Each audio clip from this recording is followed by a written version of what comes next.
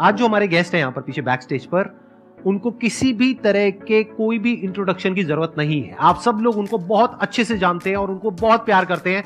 Please give an energetic and warm welcome to the one and only doctor Vikas Divya Kirti sir.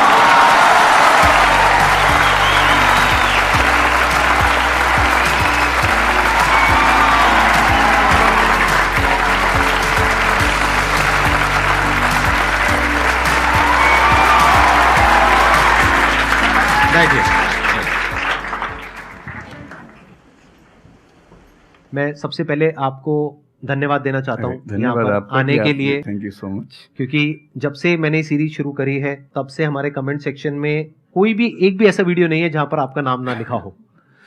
कई बार मुझे ऐसा लगता है देख करके कमेंट सेक्शन को कि ये मैं अपने चैनल पे आया हूँ या आपके चैनल पे हूँ।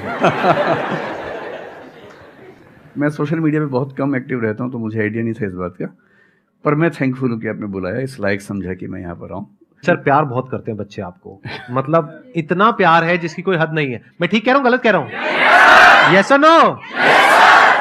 सो अब आप लोग जो चाहे जैसे चाहे इनसे क्वेश्चंस पूछ सकते हैं। सर लाइफ में जब भी कोई सिचुएशन आती है कि जिसमें दो रास्ते, एक प्रैक्टिकल और एक इमोशनल, तो बैलेंस आउट कैसे करना है? इमोशनल और प्रैक्टिकल में हमेशा विरोध नहीं होता है, कभी कभी साथ भी चल सकता है। और सिर्फ इमोशनल कुछ नहीं होता, सिर्फ प्रैक्टिकल कुछ नहीं होता, प्रपोर्शन का डिफरेंस होता है। जब इमोशंस आपके दिमाग पर बहुत हावी हों तो फैसला करने से बचना चाहिए, स्पेशली बड़ा फैसला। छोटा तो ठीक है कि आपके दोस्त ने कहा कि दोस्त नहीं एक फिल्म देखेगा मेरे साथ, आप इमोशनल हो जाके देख ली फिल्म, क्या हो गया, कोई नुकसान नहीं होगा। पर कोई ये कहे कि तो मुझसे प्यार नहीं करते, शादी नहीं कर सकते मुझसे और हमने शादी कर ली, ये ठीक नहीं है। सिर्फ इमोशंस में आके बहुत बड़ा फैसला मत कीजिएगा, चाहे वो करियर का हो, चाहे पार्टनर का हो, चाहे कोई भी फैसला हो। प्रैक्टिकल इतना नहीं हो जाना है कि आप मशीन, रोबोट या पत्थर बन जाएं, क्योंकि आप कितने भी सक्सेसफुल हो, यदि आप इमोशनली सक्सेसफुल नहीं है, इमोशनली स्टेबल नहीं है, इमोशनली वेलबींग के स्टेट में नहीं है, तो आपकी सक्सेस किसी काम की नहीं है, एकदम मीनिंगलेस है। So the success in totality needs emotional happiness, emotional stability as well. इसलिए इमोशंस को खारिज करके जिएंगे तो शायद कुछ अचीवमेंट्स बड़ी हो जाएं, पर वो किसी काम के नहीं है। केवल इमोशंस पे चलेंगे तो हो सकता है कि अचीवमेंट जिंदगी में ज्यादा हो ना पाए। तो बैलेंस की बात है, और सबसे अच्छा तरीका है जब बहुत इमोशंस हो, इंटेंसिटी बहुत ज्यादा हो, सिर्फ एक तरीका मैं जो अपनाता हूं, उस क्षण में फैसला नहीं करना है। कुछ भी हो, कोई कितना भी प्रेशराइज करे, सिर्फ इतना बोलिए कि मैं 24 घंटे बाद बताऊंगा आपको, थोड़ा सोचूंगा इस बारे में। और यदि आपने उस मोमेंट से खुद को बाहर निकाल लिया तो फिर आप डिटैच होकर देख पाएंगे, और थोड़ा सा प्रैक्टिकल एलिमेंट भी रहे, इमोशनल एलिमेंट भी रहे, वो फैसले सबसे अच्छे रहेंगे लाइफ के लिए। मैं आपको एग्जांपल से बात समझाता हूँ। ऐसे लोग जो तैयारी कर रहे थे, अफेयर में थे, एक का सिलेक्शन हो गया, अब उसके सामने क्राइसिस ये है, स्पेशली किसी लड़की का हो गया, लड़के का नहीं हुआ। अब हमारी सोसाइटी में ना, लड़की ऊंचे पद पे हो, लड़का ना सफल हुआ हो तो बड़ा मुश्किल है सोसाइटी में, उनको शायद दिक्कत नहीं है। अब वो लड़की प्रैक्टिकल नहीं है कि मैं तुमसे शादी करूं, ये कह के अगर हट जाती है और शादी करती है किसी ऐसे व्यक्ति से जो बहुत सफल है। I know many such people personally, मैं नाम नहीं बोल सकता किसी का।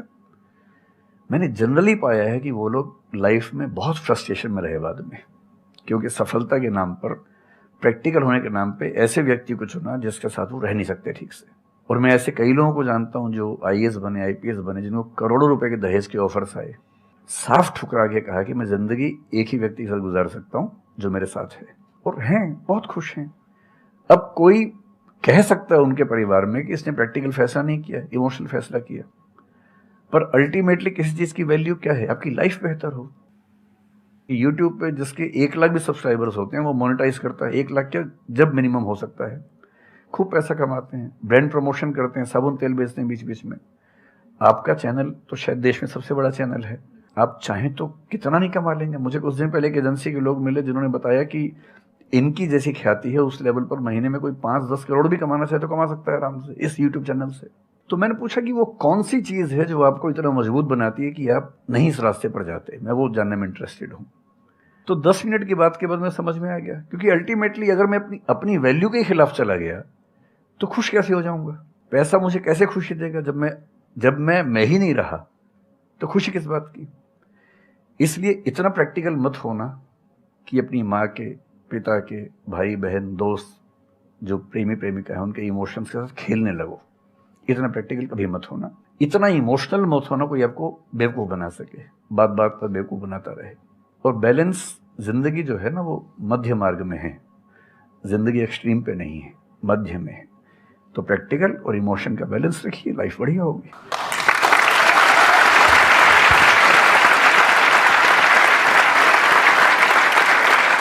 आपने सर इतने अच्छे से एक्सप्लेन किया, मेरे पास में कुछ है ही नहीं बोलने के लिए। यूजुअली मेरे पास में कुछ होता है ऐड करने के लिए, लेकिन आपने पूरा ही उसका ऐसा निचोड़ निकाल दिया। आपने YouTube पे इतना बोला कि सच में नहीं बचा होगा आपके पास।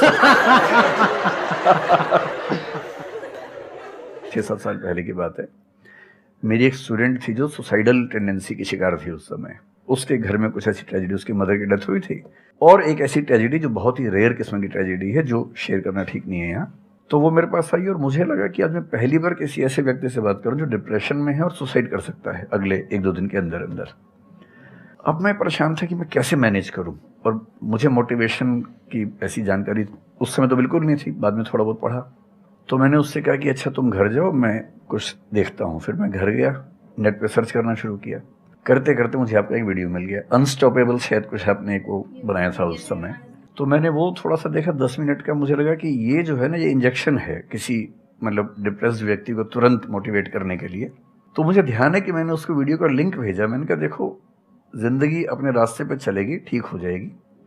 जब जब मूड ऐसा हो, बहुत डिप्रेसिंग हो, सुसाइडल मन करे, उस समय वीडियो देखना ध्यान से, और कम से कम उस बुरे फेज से बाहर निकल जाओगी। और फिर मैंने वो वीडियो अपने फैमिली में भी 2-3 बच्चों को भेजा, जो बच्चे उस क्राइसिस में होते थे। तो मैं बहुत थैंकफुल हूँ उन सब बच्चों की जान बचाने में क्या बात कर बड़ी भूमिका है। Thank you so much sir, it means a lot to me. ये तो आपने बहुत बड़ी बात कह दी सर, मेरे लिए बहुत बड़ी बात है ये। नहीं, कई बच्चों की जान बचाई होगी आपने जरूर। जो वो एक मोमेंट होता है, उस मोमेंट में कोई बचा ले तो लोग बच जाते हैं, वो मोमेंट क्रॉस हो जाए तो फिर चीजें बिगड़ जाती हैं। हेलो सर, नमस्ते। नमस्ते सर, बोथ ऑफ यू, मैं हमेशा से आप दोनों की बहुत फैन रही हूँ। मुझे बस ऐसा लग रहा है कि मैं सपना देख रही हूँ, मेरे लिए रियलिटी नहीं है। मुझे बस आपसे ये जानना, मैं हर मतलब एवरी डे 8 से 10 आवर में पढ़ाई करती हूँ, बट मुझे कभी कभी बहुत डिमोटिवेशन आ जाता है कि होगा नहीं होगा, क्या होगा पता नहीं।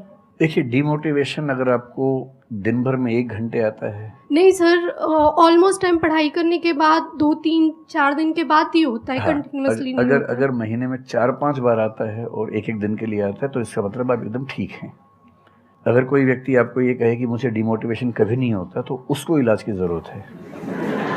आपको जरूरत नहीं है, क्योंकि जब आप अपने से बेहतर व्यक्ति को देखेंगे, आपको थोड़ा सा इंफीरियरिटी कॉम्प्लेक्स आएगा, डिमोटिवेशन आएगा। जब आप अपने से कमज़ोर को देखेंगे, आपको सुपीरियरिटी कॉम्प्लेक्स आएगा, थोड़ा सा मोटिवेशन ज़्यादा हो जाएगा।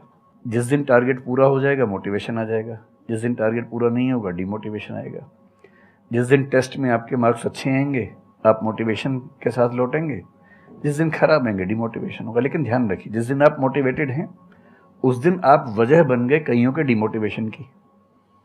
लगातार मोटिवेटेड होना एक मेंटल इलनेस की निशानी है, और लगातार डीमोटिवेटेड होना डिप्रेशन की निशानी है। इन दोनों से बचना है। तो डीमोटिवेशन की बहुत हाइप है, इतनी हाइप की ज़रूरत नहीं है। थोड़ा बहुत हो, एंजॉय कीजिए उसको। और जब जब लगे कि ज़िंदगी बहुत ख़राब चल रही है, तो मैं जो करता हूँ, अजीब सा लगेगा आपको, मैं कभी कभी शमशान घाट चला जाता हूँ। सच कह रहा हूँ, ये सुनी है आपने वीडियोस में भी कहा है। सच में चला जाता हूँ, या ट्रॉमा सेंटर चला जाता हूँ देखने के लिए। ट्रॉमा सेंटर में जाके 1 घंटा बैठ के आ जाइए, मोटिवेशन आ जाएगा। और शमशान घाट में जाके देख लीजिए कि हम जैसे हमसे कम उम्र के लोग वहाँ जल रहे होते हैं, तो लगता है हम जिंदा तो हैं। अगर मैं थोड़ा सा कॉग्निटिव लेवल पर बात करूँ, एक बहुत बड़ा साइकोलॉजिस्ट हुआ, उसका नाम है ब्रेंटानो, कभी सर्च कीजिएगा उसको।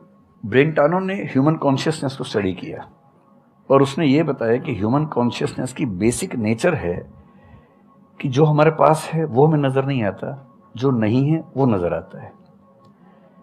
तो the consciousness of lacking something is the nature of human consciousness.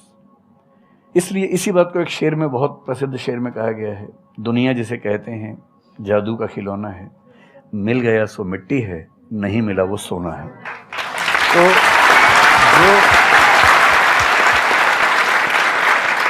तो जो आपको नहीं मिलेगा ना, हमेशा बड़ा होकर दिखेगा, जो मिलेगा छोटा हो जाएगा। तो ईमानदारी इसमें है कि जब जब डिमोटिवेशन और डिप्रेशन हो, एक कागज़ लेके बैठ जाइए और एक तरफ लिखिए मेरी ज़िंदगी में ऐसा क्या क्या है जो दूसरों के पास नहीं है। पेज भर जाएगा पूरा। तो जो है उस पर ध्यान दीजिए और एंजॉय कीजिए। मेरा क्वेश्चन है कि आजकल बहुत लोग बोलते हैं कि एजुकेशन सिस्टम हमारा पुराना हो गया है और बहुत लोग बोलते हैं कि इसे चेंज करना चाहिए और ये सारी चीज़ें बहुत पुरानी हो रही है जो हम अभी करंटली पढ़ रहे हैं।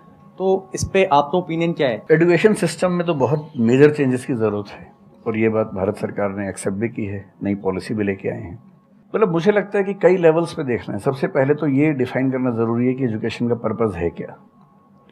क्या पर्पज़ केवल नौकरी लेना है, एक जॉब मिल जाए, वही पर्पज़ है? मैं उससे एग्री नहीं करता हूँ। मेरी राय में एजुकेशन का बेसिक पर्पज़ है कि एक होमो सेपियंस, एक इंसान बन जाए, सोचना आ जाए, उसको समझना आ जाए। कोई राजनेता या धर्मगुरु उसको गधा ना बना सके, बेवकूफ़ ना बना सके।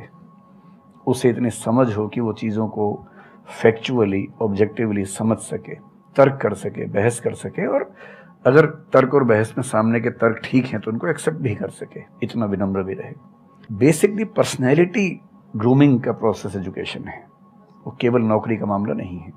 पहली गलती तब होती है जब हम उसको केवल नौकरी का मामला मान लेते हैं। मतलब नौकरी ज़रूरी है, ऐसा नहीं कि ज़रूरी नहीं है, लेकिन वो सिर्फ वो उसका पर्पज़ नहीं होना चाहिए। सेकेंडली, कई ऐसी चीज़ें जैसे अगर बहुत विस्तार में तो मेरी जा सकते हैं, जैसे एक बहुत छोटी बात है सेक्स एजुकेशन हमारी सोसाइटी में। ये इतनी ज़रूरी चीज़ है।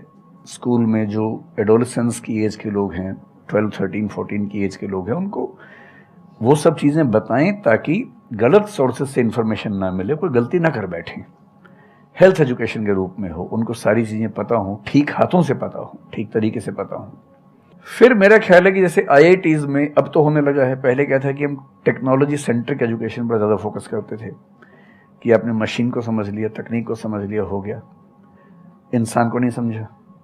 टेक्नोलॉजी पढ़ने वाले लोग समाज और इंसान से एकदम कटे हुए थे।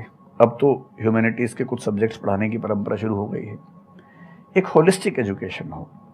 ह्यूमैनिटीज़ वाला बच्चा केवल हिस्ट्री, पॉलिटिकल साइंस, सोशियोलॉजी पढ़ता है, उसको कोडिंग का सी भी नहीं आता, टेक्नोलॉजी बिल्कुल नहीं आती उसको MS एक्सेल भी नहीं पता क्या होता है। टेक्नोलॉजी वाला सिर्फ टेक्नोलॉजी पढ़ता है, वो ह्यूमन ब्रेन को नहीं पढ़ना चाह रहा, सोसाइटी को नहीं पढ़ना चाह रहा। क्यों नहीं एक ऐसी शिक्षा हो जिसमें एक इंटीग्रेटेड अप्रोच हो, होलिस्टिक अप्रोच हो कि हम खुद तय कर सके कि किस किस एरिया में हमें ज़्यादा जाना है और एक बेसिक अंडरस्टैंडिंग हर चीज़ की हो।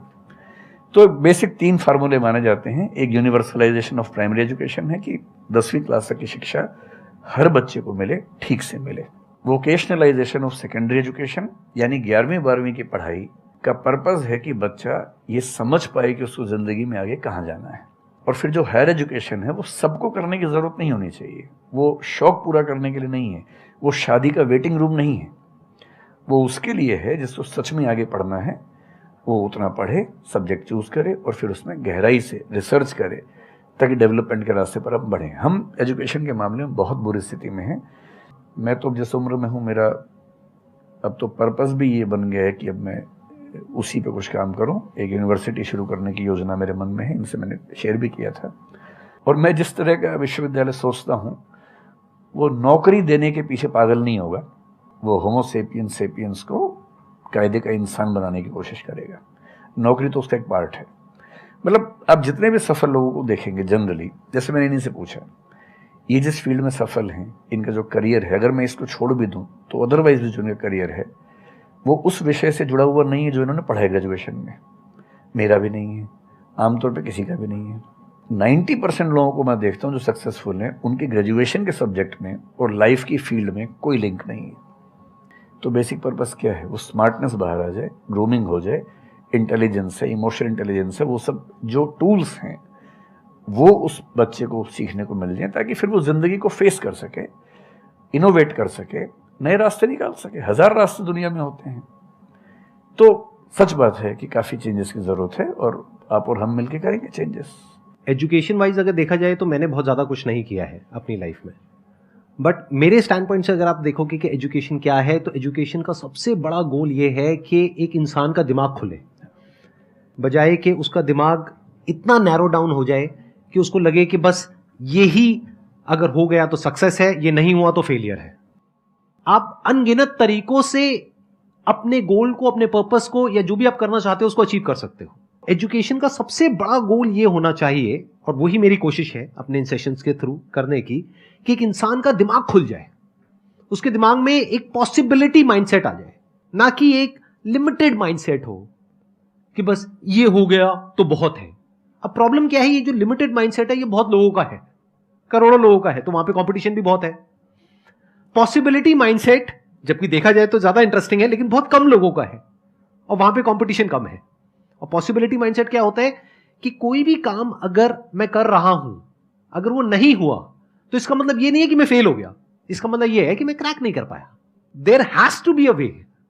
ये एजुकेशन काम अगर कर दे तो रियल एजुकेशन हो गई हमारी। मतलब एक इंसान को, हाँ सॉरी, थॉमस एडिसन बल्ब के आविष्कार में लगा हुआ था, हाँ जी, 1000 बार फेल हुआ। तो किसी ने उससे पूछा कि यार तुम बार बार करते होता तो है नहीं तुमसे, क्यों कर रहे हो? तो उसने पता है क्या कहा, हर फेलियर के बाद मैं ये जानता हूं कि बल्ब इस तरीके से भी नहीं बन सकता, और अब मैं 1000 तरीके जानता हूं कि इन तरीकों से नहीं बनेगा, और उसके बाद वो तरीका ईजाद हुआ जिससे बना। एजुकेशन से एक इंसान का दिमाग इतना खुल जाए कि सबसे पहली चीज तो उसको ये समझ आए कि मैं कुछ भी नहीं जानता हूं। हाँ, एकदम ठीक बात है। एजुकेशन मस्ट बी सच कि वो लाइफ लॉन्ग आपका एक क्वेश्चनिंग माइंड बना ही रहे, कि आप कहीं भी हो, कुछ भी कर रहे हो, आपके दिमाग में क्वेश्चंस चले, questions related to the problems. जो भी आप काम कर रहे हो वो क्या है, अल्टीमेटली प्रॉब्लम सॉल्विंग है, तभी उस काम में वैल्यू है। अगर किसी की कोई प्रॉब्लम ही नहीं सॉल्व कर रहे हो तो उसमें वैल्यू कहां ऐड हो रही है, और वैल्यू नहीं ऐड होगी तो आपको पैसा कैसे मिलेगा, फिर चाहे जॉब हो चाहे बिजनेस हो। सो द आइडिया इज कि आपका दिमाग ये चलना चाहिए, अच्छा ये प्रॉब्लम है ना, पहले तो मुझे नहीं पता है कि इसको सॉल्व कैसे करना है, क्योंकि अगर आपको पहले से ही पता है तो आपको वही पता है जिस तरह से वो प्रॉब्लम सॉल्व होती आई है। That may not be relevant in today's context, but still आप उसको उसी तरह से सॉल्व करोगे जिस तरह से सब कर रहे हैं। वहां पर कंपटीशन है, फिर आप कहोगे कि कुछ हो नहीं रहा है। सो द आइडिया इज कि पहले तो ये प्रॉब्लम है जो मुझे अच्छे से समझ आई, मैंने इस पे फोकस किया, अब इसको सॉल्व करने के इन्फिनिट तरीके हैं, एक रास्ता नहीं है, बहुत सारे रास्ते हैं, मुझे पता नहीं है। This is the goal of education, कि मुझे नहीं पता है लेकिन पता किया जा सकता है। This is another goal of education. उसमें से कुछ तरीके काम करते हैं, कुछ नहीं करते हैं, यह भी हमको क्लियरली पता होना चाहिए। मतलब your personality must be dynamic, it must not be static. जैसे मैंने देखा है बहुत लोगों को जो मुझे मिलते हैं, कुछ लोग हैं उसमें से जो, जैसे मैं सर से मिला अभी ऑफ कैमरा, हम लोग बैठे हुए थे, डिस्कशन कर रहे थे, तो it was a great experience sir, आपके साथ में बैठ करके जिस तरह से, जिस ठहराव से सर बात कर रहे थे, जिस तरह से चीजों को सुन रहे थे, समझ रहे थे, और मैं क्वेश्चंस पूछ रहा था, ये मेरे से क्वेश्चंस पूछ रहे थे, तो there was a conversation which was going on. On the other hand there are some people जिनसे मैं कभी कहीं मिला तो उनकी अप्रोच क्या है कि मुझे सब पता है, वो गड़बड़ हो जाती है। शिक्षा की दुनिया में बहुत प्रसिद्ध कहावत है, भारतीय अगर परंपरा में देखें तो विद्या ददाति विनयम एक बहुत प्रसिद्ध कथन है। अगर कोई पढ़ा लिखा आदमी अपने ज्ञान की वजह से अहंकार करे तो मान लीजिए कि वो पढ़ा लिखा नहीं है, पढ़ाई उसके दिमाग पर हावी हो गई है, अभी उसको अंदाजा नहीं है कि कुल संसार के ज्ञान में उसकी हिस्सेदारी डेसिमल में भी नहीं है। और जिसको ये पता है कि मेरा ज्ञान बहुत कम है वो विनम्र ही रहेगा। और इसलिए जो बड़े प्रोफेसर्स हैं, अगर आप कभी सुनेंगे, मैं जानता हूँ, मैं यूनिवर्सिटी में जब पढ़ता था, सबसे बड़े प्रोफेसर क्या बोलते थे कि मैं इस विषय का विद्यार्थी हूँ, कभी नहीं बोलते थे कि मैं प्रोफेसर हूँ।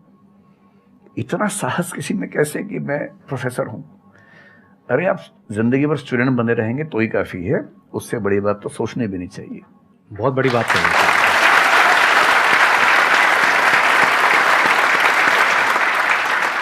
मतलब कि एजुकेशन का गोल आपको प्रोफेसर बनाना नहीं है, आपको स्टूडेंट बनाना है। हाँ।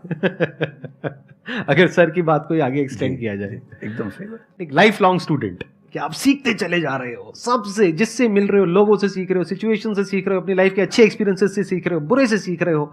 जैसे मैंने देखा है जब भी यहाँ पे कोई क्वेश्चंस पूछते हैं ना, सबके क्वेश्चंस एक ही होते हैं, सर सक्सेसफुल कैसे हो। कभी मैंने आज तक ये क्वेश्चन नहीं सुना किसी का भी जो इससे बड़ा क्वेश्चन है, जो आप रिलेट कर जाएंगे कि सर सक्सेस हमारा दिमाग खराब किस तरीके से करती है, या सक्सेस का क्या माइनस पॉइंट है। सही बात। सक्सेसफुल होने से बड़ा है मीनिंगफुल होना, सार्थक होना। सफल होना छोटी बात है, सार्थक होना ज्यादा बड़ी बात है। सर मेरा क्वेश्चन ये है कि लाइफ में बहुत सारे सर्कमस्टांसेस आते हैं जहाँ पे मतलब हमें ये लगता है, बहुत सारे निगेटिव थॉट्स आते हैं कि मतलब आगे कैसे बढ़े, how to get rid of fear of failure. Sir कैसे हम इसको हैंडल करें, अगर हम कोई किसी चीज़ को शुरू करना चाहते हैं सर, तो हमारे दिमाग में बहुत सारे निगेटिव थॉट्स चलते रहते हैं, हो पाएगा नहीं हो पाएगा, बहुत तरह के नेगेटिव क्वेश्चंस आते रहते हैं सर, तो इसको कैसे हैंडल करना है सर इस सिचुएशन को? फियर ऑफ फेलियर थोड़ा सा ठीक भी है जी। ये हमें रोकता है उन दिशाओं में जाने से जहाँ हमें जाना भी नहीं चाहिए। जैसे मान लीजिए मैं सोचूं कि मैं फुटबॉल प्लेयर बन जाऊं, मुझे पता है कि नहीं बन पाऊंगा, मेरी फिटनेस वैसी नहीं है, तो मुझे ये फियर रोक लेगा, ठीक बात है ना। ये ज़रूरी नहीं है कि आप दुनिया में हर चीज़ के लिए ठीक हो। हर किसी का एक पैकेज है, हर किसी का जो एट्रीब्यूट्स हैं या वर्च्यूज़ हैं उन सब का एक पैकेज है। We can be good at few things, we can be best at maybe one thing, we can not be best at everything. तो ये बहुत ज़रूरी है कि अपने एप्टीट्यूड को देख के हम सिलेक्शन करें कि हमें कहाँ जाना चाहिए। ठीक है, अगर सिलेक्शन कर लिया है तो फिर फियर ऑफ फेलियर होने की वजह ये है कि या तो आप जो कंपटीशन है उस पर ज़्यादा फोकस कर रहे हैं, अपनी स्ट्रेंथ पे कम फोकस कर रहे हैं। मेरे ख्याल से स्ट्रेंथ पे फोकस करना, कुछ अच्छे लोगों की कंपनी में रहना जो थोड़ा सा मोटिवेट करते हों, अच्छे दोस्त हों, लगातार मनहूस टाइप की बात ना करते हों, ऐसे लोगों के साथ रहना, कुछ रिक्रिएशनल एक्टिविटीज़ उससे बाहर निकल के थोड़ा खेलना कूदना, मतलब फिजिकली फिट रहना, वो सब रहेगा तो हार्मोन्स जो हमारे दिमाग में आते हैं उससे, फिजिकल एक्टिविटी से, जो एंडोर्फिन्स वगैरह हैं, हैप्पी हार्मोन्स है, डोपामाइन वगैरह है, वो रिलीज होते रहें तो हम वैसे भी बहुत फियर से बचे रहते हैं। और अंत में मेरा तरीका ये है कि अगर मैं कुछ नहीं करूँगा तो फेल होना तय है, करूँगा तो चांस है कि फेल होऊंगा या पास हो जाऊँगा, तो नहीं करने में तो तय है कि फेल हो गया, तो क्यों ना एक बार चांस ले लेते हैं।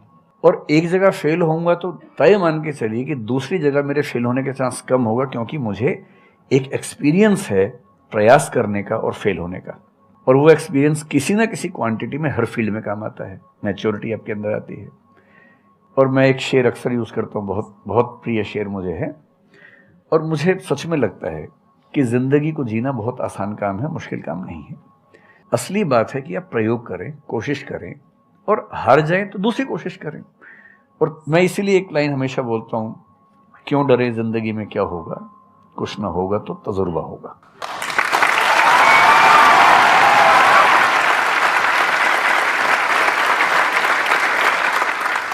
मुझे भी सर के जैसे मोटिवेशनल स्पीकर बनना है सर, पर मैं ये सोचती हूँ कि अगर मैं वीडियो बनाऊँगी, कंटेंट बनाऊँगी, तो संदीप सर को छोड़ के या फिर बहुत बड़े बड़े मोटिवेशनल स्पीकर्स हैं उनको छोड़ के मुझे देखेगा कौन। मतलब ये मेरे अंदर थॉट्स आते हैं कि अभी मेरा मतलब मैं 19 ईयर की हूँ, तो मैं जब वीडियो कंटेंट बनाऊँगी तो मैं कुछ, मुझे ऐसा मतलब मेरे अंदर ये थॉट है कि मैं कोई बड़ा आदमी नहीं हूँ या फिर कुछ बड़ा नहीं हूँ, तो मैं ये वीडियो कैसे डाल सकती हूँ, लोग क्या सोचेंगे कि मतलब तू ये तो खुद कुछ नहीं है और लोगों को मोटिवेट कर रहा है, ऐसा मेरे अंदर थॉट आता है। पहले या तो कुछ कर लीजिए जिंदगी में, उसके बाद मोटिवेट कर लीजिए, और नहीं तो मोटिवेशन एक पूरी साइंस है, साइकोलॉजी से जुड़ी साइंस है, उसको ठीक से पढ़ के रिसर्च करके उससे बात कीजिए। शुरू में तो जब इन्होंने भी शुरू किया होगा, कहाँ शुरू में लोग जानते होंगे, बड़ी लंबी स्ट्रगल होती है, किसी भी फील्ड में इतनी लंबी स्ट्रगल है। देखिए जो आदमी सफल है ना, आप ये जो हमारा वर्तमान है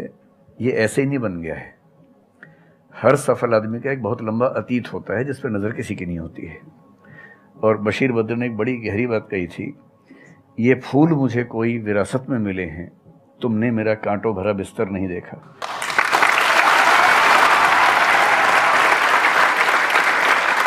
कितने साल तक ये लहूलुहान हुए होंगे, रोज छिला होगा शरीर, तब जाके लोगों ने पहचानना शुरू किया होगा। लगातार काम करने से, जिसको कंसिस्टेंसी कहते हैं, परसिवरेंस कहते हैं, बात बनती है, आपकी भी बनेगी। मैं तो कई ऐसे लोगों को जानता हूँ जिन्होंने एकदम स्क्रैच से शुरू किया और उसके बाद वो टॉप पे पहुंचे।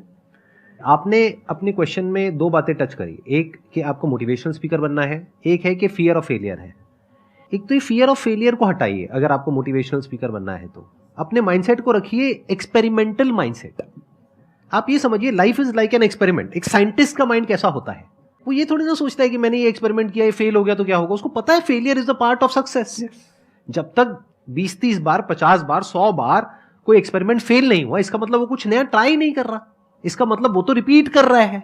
जैसे स्कूल में बच्चे करते हैं लेबोरेटरी में कि बुक में देखा बस उसको कॉपी किया, तो दोनों में फर्क हो गया ना। एक है कुछ नया डिस्कवर करना, कुछ नया क्रिएट करना, एक है जो क्रिएट हो चुका है उसको रिपीट करना। तो you are talking about becoming a motivational speaker. तो अगर आप मेरे जैसे बनेंगे तो कोई क्यों देखेगा आपको? आपको तो अपने जैसा बनना पड़ेगा ना। तो अब उसमें क्या करना पड़ेगा? अब आपको क्या पता कि आपके अंदर ऐसा क्या है जिसको लोग देखना चाहें? उसके लिए तो एक्सपेरिमेंट करना पड़ेगा, ट्राई करना पड़ेगा। एक तरह से आप वीडियो बना के डालोगे, कोई नहीं देखेगा। दूसरी तरह से बना के डालोगे, कोई नहीं देखेगा। फिर तीसरी तरह से, फिर चौथी तरह से, हो सकता है 6 महीने बाद, 1 साल बाद, 2 साल बाद जा करके कहीं थोड़ा सा कुछ ऐसा क्लिक हो जाए जो हो सकता है आपको लग रहा था कि शायद ये नहीं होगा और वो क्लिक हो जाए। बट ये सब होता उसी के साथ में जो कुछ कर रहा होता है, जो कुछ ट्राई करता है। जैसे ट्राई करोगे तो हो सकता है हो जाए, नहीं करोगे तो पक्का